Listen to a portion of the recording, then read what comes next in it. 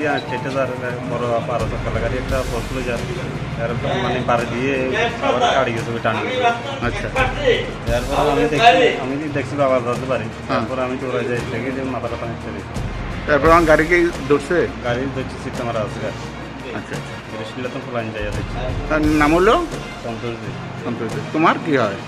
বাবা